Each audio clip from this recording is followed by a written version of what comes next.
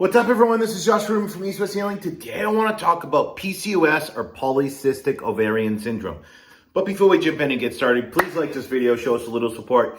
Please hit that subscription button and notification button so every single Wednesday when we release a video, you get notified. Let's jump in. PCOS. It's been around, my friends.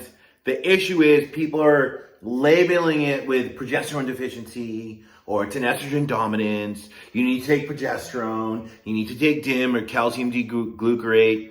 But here's the issue. We disagree. Obviously, right? That's what we do. We disagree. We are chasing the symptoms, right? We're trying to create perfect labs. We're really not looking at the person, their story, their history, how they got here, and how to manage their physiology better. Because when you have PCOS, really what your body is saying, you have been mismanaging your energy. You have been mismanaging your physiology, right? And this is the repercussions of it, right? You reap what you sow. This is what you're seeing.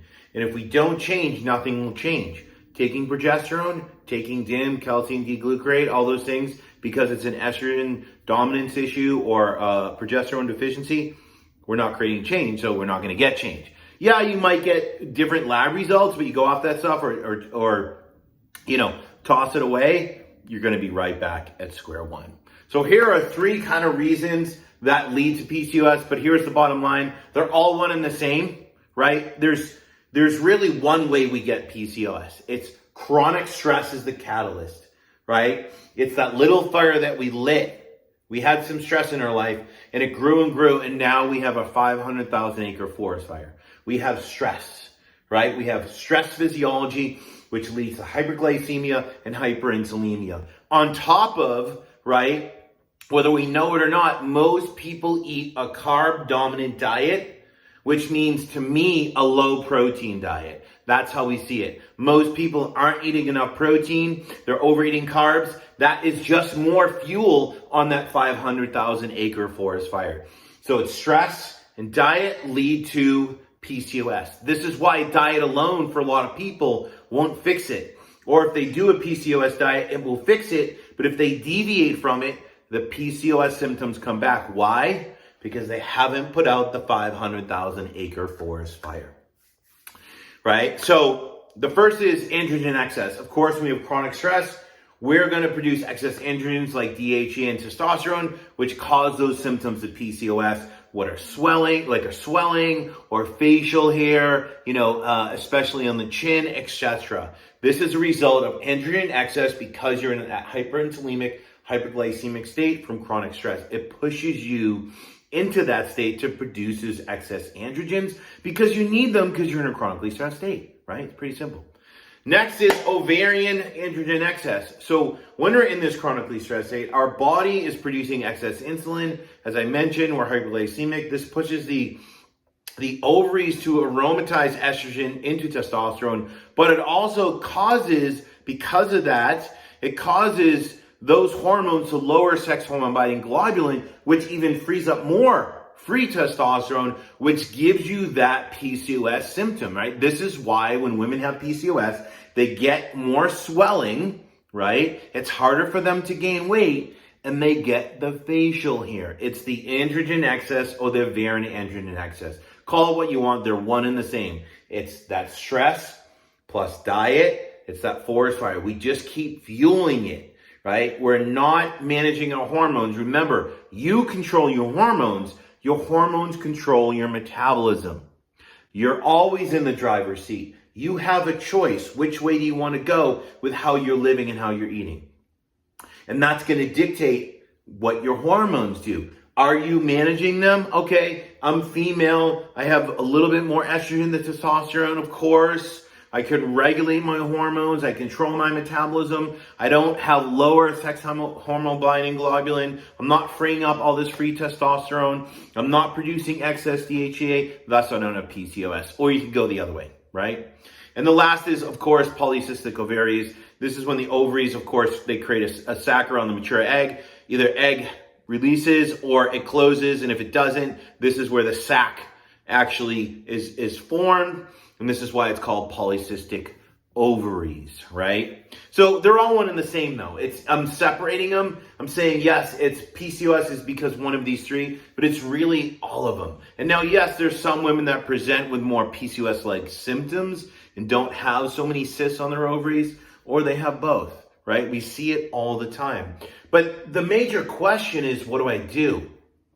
Because there's so many theories and so many protocols out there. And I can tell you that if you really strip it down, right? If you really strip it down, no supplements are needed. Literally, no supplements are needed. Now, I'm not going to say that I haven't used some with a few PCOS, women that we've worked with. Sometimes it is needed in, let's say, like emergency situations, and it can help facilitate the process, but only when that food foundation is set and only when they've created a lot of change. Sometimes we add more fiber. If we're getting it from food, we just need a little more to help clear certain things. We add in like psyllium husk, or even using things like citrus bergamot to help with blood sugar and stuff like that. But honestly, no supplements are needed. What do you need to do? You need to look at your environment and say, how did I get here? And say, what can I do to create a small shift, right? And start small, because you need to change the amount of load on your system. You need to de-stress the system. Yes, we all have a life, maybe a family, work, not a lot of money. We have a lot of stress, but how can you build resiliency to that stress? And that is the first thing. I can't answer that question for you because we're all individualized, right? We have to change the state of our system to lower that androgen excess, to lower that ovarian androgen excess, and pull our body out of that state. So when the maturing egg forms, we can release it and not build these sacs. This is, you are in control of your hormones, and your hormones control your metabolism, right? So we have to look at these things, and don't always go towards the biggest thing. Pick something small and say, you know what? I wake up every day and I get shot out of a cannon right from bed, and I'm in the kitchen, I'm cooking food, I'm going to work, I'm getting my kids ready. Maybe you need to start there and say, I'm going to wake up 15 minutes early and do some breath work, or just lay in bed and say a prayer, whatever you do, or take a cold shower, go outside and put my feet on the grass, just breathe fresh air, or journal, or just have 15 minutes to myself. That can set the stage for a completely different day. Now, there's a million and one examples, but you have to figure out what you can start changing, right? Because little by little becomes a lot. And then you change the state of your system, which moves you out of that hyperinsulinic, hyperglycemic state. Second is, initially, most people, or I should say all people with PCOS, need to be on a higher protein, lower carb diet. Now, what does that look like? I'm not saying no carb, right? But a higher protein, lower carb. I can't tell you your macros. You have to look at what works for you right now, physically, physiologically, mentally, emotionally, right? But work with that over time. That's going to help not only reduce the stress in the system, it's going to free up all your insulin receptors, glucose transport proteins, right? You're not putting as much fuel on the fire as you transition out of that stress state, right? So higher protein, lower carb. You're still eating fruits and roots and squashes. You're just not getting 200 grams a day, right? For some people, it's 100. Some people, it's a little less. Some people, it's a little more. It's relative to the person, how much protein they're eating. The third is minerals. Eat potassium-rich foods. That is really a really important place, because you talk about stress, you're talking about the cells holding onto sodium, getting rid of potassium. This is going to support your body getting out of that stress state and wasting magnesium, which helps sensitize insulin receptors. The third or fourth, I don't know where I'm at, is movement, right? We need to move. I don't mean kill yourself, exercise. We need to move because it helps the body use that excess glucose, that hyperglycemia, but also make your cells more sensitive to insulin. And it could be as simple as taking a walk, 10, 15, 20-minute walk after breakfast, lunch, and dinner every single day. It's simple. If you can't get to the gym, if you're too busy, or it seems too much, if it's too exhausting, go for a walk 3 times a day. And the third thing is, or fifth, wherever I'm at, I don't even know, is just get outside more, right? This goes with reducing stress. Get outside more, move away from all the things you're doing to meet everyone else's needs, and start doing things for you. Be human, get outside, get in the sun, enjoy nature, and be human instead of just work and stress about your health 24/7. So hopefully this makes sense.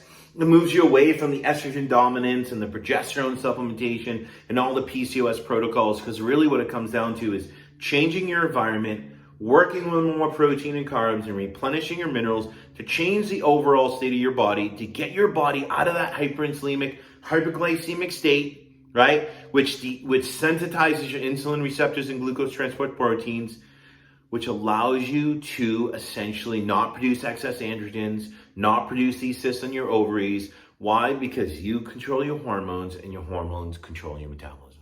As always, if you got questions, put them in the comments.